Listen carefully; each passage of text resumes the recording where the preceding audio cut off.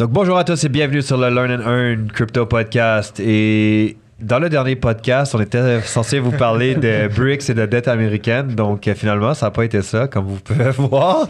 Mais on vous en parle aujourd'hui. Donc sur ce, bonne écoute.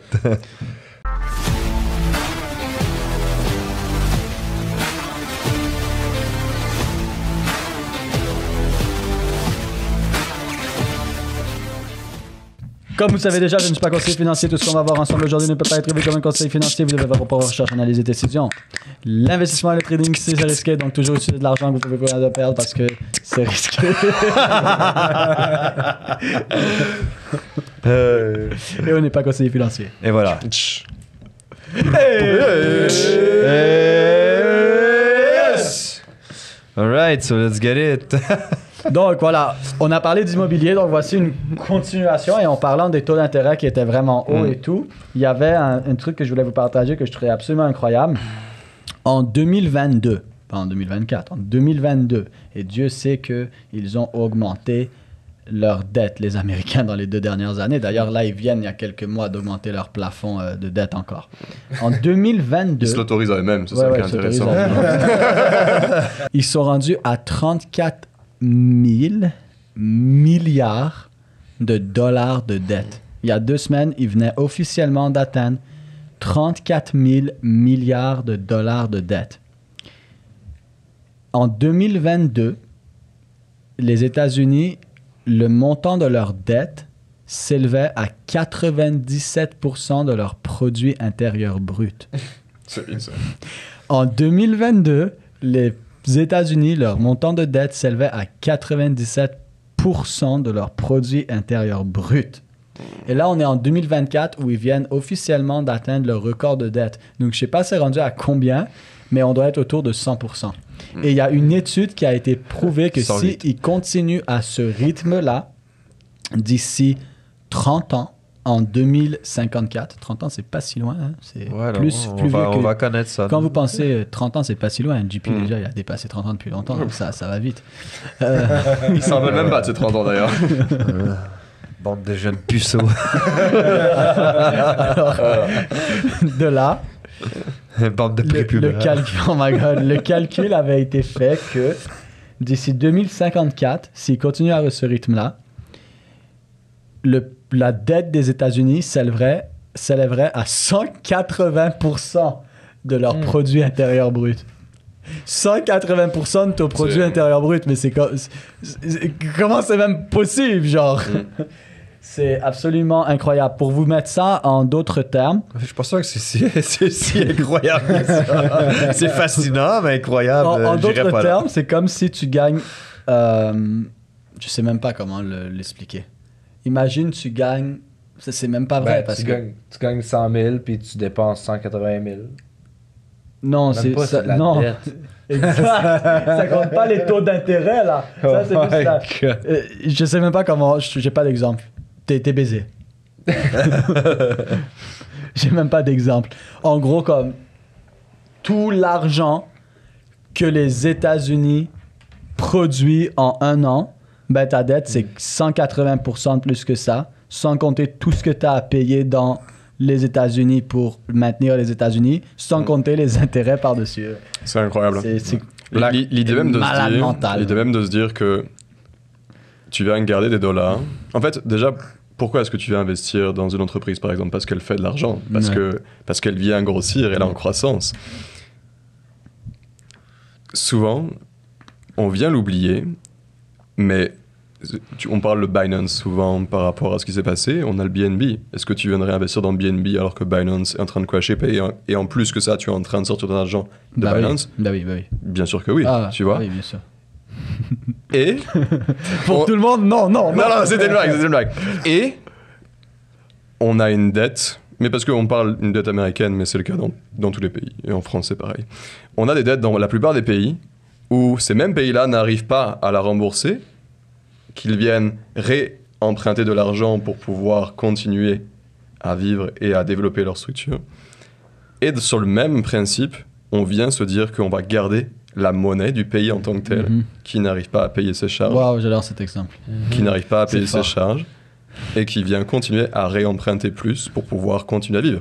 Je veux dire, tu regardes une entreprise... C'est comme FTX qui a crash, puis tu C'est dirais, ça. moi je vais regarder mes tokens de FTX parce que je crois qu'ils sont sur... Le gars il est en train Exactement. d'aller en prison, c'est fermé, ça vaut plus rien. Je vais continuer à utiliser mes tokens FTX. Tu fais une analyse de l'entreprise et tu regardes que l'entreprise, elle est en négatif depuis 30 ans. Est-ce que tu as envie d'investir dedans?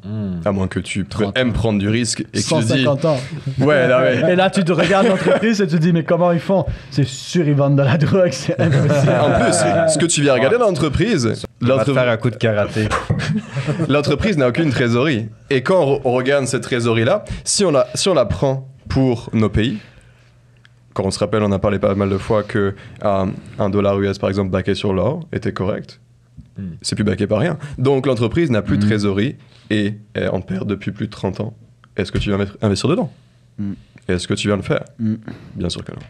Non. Sauf que nous, tout le monde le fait. Puis Voilà. l'exemple avec l'entreprise, l'exemple avec l'entreprise, c'est vraiment bon parce que la plupart des entreprises font des prêts et ils doivent rembourser ces prêts-là. Mais les États-Unis ont fait un prêt à la Banque Ils ne fédérale remboursent pas. et la Banque Mais fédérale à n'appartient leur pas propre aux banque. États-Unis. Mais en fait, c'est pas leur propre banque parce que la Banque fédérale des États-Unis appartient à quelques familles et cette Ouais. Banque fédérale a été créée 1 an après que le Titanic a coulé, où justement le gars qui... Oh là. En tout cas, On a dit pas. Ah, ok, excuse-moi. C'est Rose qui a créé le... C'est Rose qui Non, mais petite parenthèse intrigante. Juste intrigante. Tu veux faire le Titanic?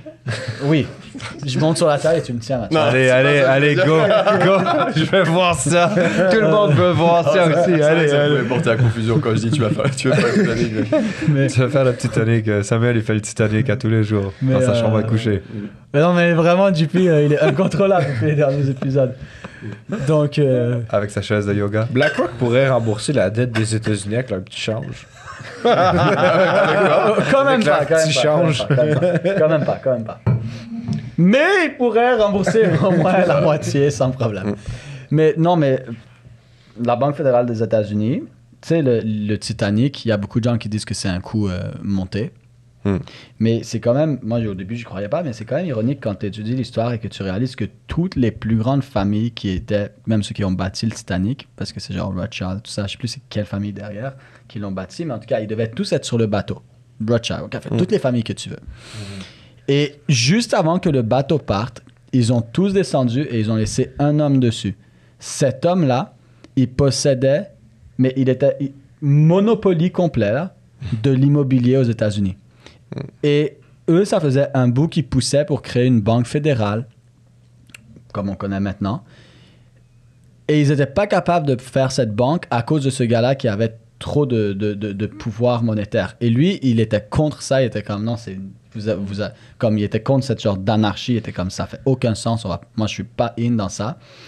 Et quand ce gars-là, dans le fond, est le seul qui est resté sur le Titanic quand les autres sont descendus juste avant qu'il parte, il est mort. Et les rumeurs diraient que comme c'est vraiment bizarre parce que bien sûr il y a plein de cadavres qu'ils n'ont pas retrouvés. Sauf que l'histoire du Titanic de base c'est que c'est qu'ils ont sauvé. C'était les plus riches. C'est eux qui sont sortis. C'était les enfants, les femmes et les plus riches. Et lui c'était le plus riche des plus riches. Mais ils l'ont Mais pas ils l'ont retrouvé. jamais trouvé. Il l'a jamais sorti. Et il y a même des rumeurs qui diraient qu'il est pas mort dans le Titanic qui a coulé. Il s'est fait tuer directement dans le Titanic. Genre, c'est pas le naufrage qui l'a tué, comme c'est un inside job. Il y a des gens qui disent qu'il serait fait exécuter directement dans le Titanic. Et qu'ensuite, toute cette histoire-là, c'était pour couvrir ça. Et 1 an après que le Titanic a coulé, littéralement 1 an après, ça a commencé le développement et tout pour la Banque fédérale des États-Unis avec toutes les familles, sans lui. Et pendant cette année-là, ils ont fait quoi? Ils ont commencé à racheter tout le marché immobilier qu'ils pouvaient racheter, que ce gars-là contrôlait et qu'il ne voulait pas vendre. Alors, bon, c'est juste une théorie du complot. C'est bien sûr, c'est sûrement pas vrai. Je veux dire, c'est juste du hasard. Tout Ouais, ça fait pas de sens de toute Voilà. manière. Ça fait pas de sens. Mais fait je trouvais aucun ça sens. intriguant de vous partager ce hasard. Moi, je trouve que des fois, dans la vie, il y a plein de choses qui sont des hasards. Tu sais, comme le Dami truc Jamie là, de BlackRock qui dit des trucs et tout d'un coup, Bitcoin tombe. Ouais. Et après Bitcoin... Tu sais, il y a comme des hasards comme ça. Bien sûr, c'est juste des hasards. Ah, Jamie Dimon. Jamie, il est incroyable, lui. C'est quoi son nom? C'est quoi la compagnie qui est? Mais c'est l'autre, JP là. Morgan. Ouais. Ah, c'est... Comment il s'appelle l'autre là sur CNN? Kramer... Fuck, c'est quoi son nom? Ah, je sais. En tout cas, à chaque fois qu'il dit qu'un actif va monter, ça crash. Et à chaque fois qu'ils disent qu'un actif va descendre, ça explose. Peu importe c'est quoi. Depuis les 20 dernières années, c'est quoi son putain de nom? Mais genre, au point où je me demande s'il fait pas exprès maintenant, parce que tout le monde le sait, genre. Ouais. C'est quoi son nom? Et en tout cas... Mais encore ça, c'est juste des hasards. C'est juste des hasards. C'est juste des hasards que 3 jours avant, ils disent l'or va exploser et ça crash sa vie pendant 3 mois. Et pendant 3 mois, il dit plus rien. Et 3 jours avant que ça explose, que ça explose, il dit non, là ça va crash. Et là ça explose pendant 3 mois. Et comme ça depuis 20 ans. C'est juste purement du hasard. Tu vois, c'est comme faire pile ou face tous les jours et dire aujourd'hui je fais pile, demain. Et en fait, à chaque fois que tu S'il tires pile, t'as raison. suit son intuition en trading, c'est clair que le gars, il a blow up des comptes, là. Ouais, mais lui, sa nouvelle stratégie, c'est de faire le contraire De ce qu'il pense. Il se sent super bien avec ça, il a très bon résultat. d'ailleurs. J'ai déjà entendu Mais ça. toi, Sam, qu'est-ce que tu penses du BRICS? Je pense qu'on en a besoin pour bâtir de l'immobilier. C'est quand même quelque chose d'important. Parce que la plupart des constructions immobilières... Non, je pense, honnêtement, il y a beaucoup ce débat en Amérique du Nord où on voit de plus en plus de nouvelles comme ouais, l'Inde ne pourra pas ditch le dollar américain et tout ça. That's fucking bullshit. Ils peuvent. Oubliez pas que tu es nourri de la terre dans laquelle tu es. Si tu es au Québec, tu as peut-être mangé plein de maïs. Pourquoi? Parce que le maïs, ça pousse ici. Mais on est d'accord que si tu vas en Asie, ils ont plein de riz. Et ils mangent quoi à la base de leur alimentation? Du riz. Donc, tu t'alimentes de ce que la terre où tu es te donne. Mais la réalité, c'est que tu alimentes tes connaissances, ton cerveau, tes croyances de même, cette même terre-là, de cet environnement-là qui te donne. Donc, en Inde, ils peuvent être en train de croire et de se faire nourrir du fait qu'ils sont en train de tout exploser. Et nous, ici, on voit non, ils pourront jamais le faire. Mais parce que tu te fais nourrir de ces croyances-là. Et quand tu voyages beaucoup, tu réalises qu'il y a beaucoup de choses que moi, je pensais que j'avais des idées en tête. Et en voyageant, j'ai réalisé que c'est du pur bullshit. Parce que tu arrives et tu te fais nourrir par la réalité. Tu es comme, attends, mais j'ai entendu n'importe quoi. C'est n'importe quoi. Et en fait, c'est un peu ce genre de nourriture cérébrale qu'on reçoit. Présentement, on a beaucoup de trucs qui poussent comme quoi le BRICS, ça va pas marcher. Les Indiens sont bloqués. On pourrait juste expliquer aux auditeurs c'est quoi le BRICS, parce que c'est sûr qu'il y en a plein qui savent En pas fait, c'est quoi. du concret que tu mets ensemble qui fait un genre de carré pour... Non, mais le BRICS, en fait, c'est l'alliance qui est en train de se développer pour créer maintenant même une nouvelle monnaie et alliance économique entre la Russie, le Brésil, la Chine, l'Inde et de plus en plus de pays qui sont en train de s'ajouter. En fait, c'est des pays émergents pour faire ça. Des pays émergents, exactement. L'Afrique du Sud. Et en fait, ces pays-là étaient un petit peu tannés de se faire dire « Hey, vous êtes des pays sous-développés, vous avez besoin de tel truc et tout. » Et ils ont dit « Non, on va créer notre propre truc. » Et ils sont d'ailleurs en train de pas mal overtake l'ONU, parce que l'ONU, c'était clairement là pour garder le pouvoir des Américains en place. Et ça, c'est en train de se renverser aussi. Mais ça, c'est normal. C'est une guerre économique. Comme avant les États-Unis, c'était quoi la puissance monétaire? Avant les États-Unis, c'était l'Angleterre. Et avec la Deuxième Guerre mondiale et la Première Guerre mondiale, c'est passé de l'Angleterre aux États-Unis. Et avant l'Angleterre, bien avant, c'était qui? C'était les Allemands. Et avec les différentes guerres, ça a passé. Donc, c'est normal. Il y a ce genre de situation. Et là, maintenant, ça a été les Américains pendant bien longtemps. Et ça s'en va ailleurs. Et c'est normal. Sur moi, je pense que ce qu'on entend et ce qu'on connaît, c'est vraiment pas la réalité des pays où, comme l'Inde et la Chine et la Russie. Moi, je pense qu'ils ont beaucoup plus de puissance qu'on le pense. Tu sais, déjà, il y avait la France qui avait fait un commentaire comme quoi, ouais, nous, on va bloquer, on va faire des blocages sur la Russie économique et tout ça. Et ça m'a fait tellement rigoler parce que le ministre qui a dit ça, il a dit, tu sais, leur produit intérieur brut, l'argent qui circule en Russie, c'est ça. En France, on a plus de pouvoir, on va pouvoir faire ce blocage économique. Sauf que c'est faux parce que les chiffres en Russie, c'est juste qu'est-ce qui est déclaré. Mais d'après des recherches, il y a environ 2 fois plus de liquidité que ce qui est produit comme résultat. Ça veut dire que leur vrai produit intérieur brut, c'est le double de ce que ça serait le double de ce qu'on a comme résultat. Et si c'est le double, ben, juste pour vous le dire, le double, ça veut dire que c'est 3 fois le produit intérieur brut de la France. Et la réalité, c'est qu'en voulant faire ça, on s'est juste... C'est violent, là! On s'est juste coupé de nos importations de gaz avec la Russie. C'est juste ce qu'on a réussi à faire. Et eux s'en fichent totalement. Mais oui. Ils sont complètement autosuffisants. Ils travaillent avec l'Inde, avec la Chine, et entre trois, la Russie, la Chine et l'Inde, et puis maintenant, surtout avec l'Afrique du Sud, le Brésil et tout, ils sont complètement autosuffisants. La réalité, c'est que même s'ils n'étaient pas autosuffisants, ils s'en foutent. Ils s'en foutent. C'est ça qui est vrai. Ils s'en battent les couilles. C'est des pays dans lesquels... Tu vois, on parlait des cycles avec les gens durs, les personnes faciles, personnes dures, etc., en fonction... qui viennent créer des cycles particuliers. Là-bas, autosuffisance ou pas, dans un déclin ou pas, ils tiennent quand même. Nous, en France, il y a... Je pense chez vous, c'est là-bas, pareil. ils se battent avec des ours. Mais c'est ça. En France ou ici, c'est parce que quelque chose de mal, tout le monde vient se plaindre directement et personne vient trouver solution. Là-bas, ils se taisent et ils avancent. Je dis pas que c'est forcément mieux, je dis juste que c'est ce qui se passe. Et que eux vont réagir totalement différent à quelque chose de négatif. La grosse différence, c'est que c'est pas parce que les temps durs créent des gens forts et que les temps faibles créent les temps faciles créent des gens faibles, que ces temps sont synchronisés en même temps. Tu peux avoir, en Australie, c'est l'été, ici c'est l'hiver, et là c'est l'inverse. Donc, qu'est-ce qui s'est passé en Europe et en Amérique du Nord? On a été dans des temps faciles pendant longtemps qui a créé des gens faibles, mais là-bas, ils ont été dans des temps durs, là. Si tu regardes les pays comme la Chine et tout ça, les 20-30 dernières années, ils étaient dans des temps durs et c'était des gens forts. Alors maintenant, si tu calcules ces gens-là par rapport à nous, oublie, on est des pussycats à côté. Là.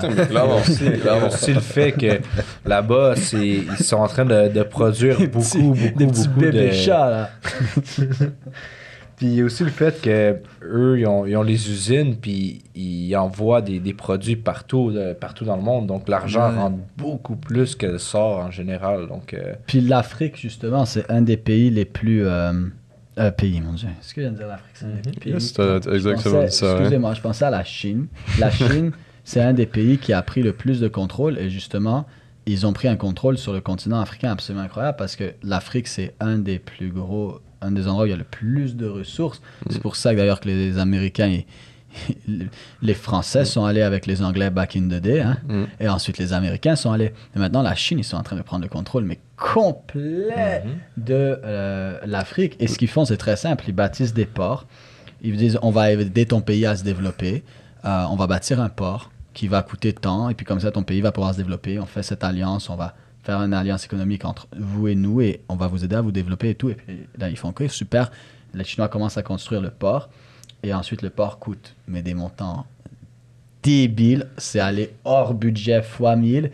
Et là, maintenant, ils disent, vous devez nous rembourser, mais eux, ils ne sont pas capables de le rembourser. Puis en plus, des fois, ils vont demander, remboursez-nous, en exemple, en yuan chinois, mais ils n'ont pas le yuan chinois. Donc, c'est eux qui font les taux de change pour leur filer du yuan chinois où ils font de l'argent pour ensuite payer la dette. Mais là, ils disent, mais vous n'allez jamais être capable de payer la dette. Bon, on va prendre un deal, donnez-nous telle partie de vos territoires, on va récolter telle chose pour nous aider à... C'est un Monopoly, en fait. Hein. Voilà. Et ils prennent le contrôle. C'est clairement ça. Pour terminer, là, ça vient de me faire réaliser quelque chose.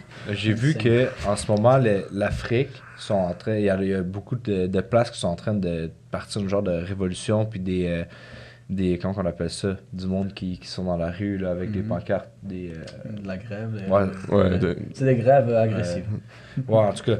Des manifestations. Manifestations, c'est ça. Des manifestations qui sont comme du monde avec des pancartes à mort à la France ou des choses comme ça. Mais imagine, quand tu disais tu es ce que tu manges, c'est un peu ce principe-là. Peut-être la Chine essaie de rentrer, puis ils leur rentrent des choses dans la tête, puis là, boum, ils sont en train de manifester contre les pays. Mais après, c'est facile aussi, comme je disais, c'est l'image. Hein. Tu prends une photo, mort à la France, tu l'édites, tu l'envoies, et tout le monde pense que ce pays-là est contre la France. Et qu'est-ce que tu fais maintenant? Tu sais, si tu mets des fourmis noires et des fourmis rouges dans le même pot, ils vont pas se battre. si tu shakes le pot, ils vont tous commencer à se tuer. Alors la question que tu dois te poser, c'est pas qui est en train de se battre avec qui, mais plutôt c'est qui shake ce putain de pot. Parce que là, tu vois, maintenant, c'est mort à la France. Et eux, ils nous disent ça. Les Français, ouais, ils font ça. Et en fait, là, le conflit commence et ça se bat entre eux, divisé pour mieux régner. Ça se bat entre eux. Mais en fait, c'est juste les fourmis rouges contre les fourmis noires qui étaient tranquilles. Et en fait, le vrai challenge, c'est pas les fourmis. C'est la personne qui est venue brasser, qui est venue bouger le pot violemment. Donc, la vraie question qu'il faut se poser derrière ce que tu viens de dire, c'est qui shake le pot et pourquoi. Sur ce, on vous laisse réfléchir. Réfléchissez à ça parce que c'est important. Yes!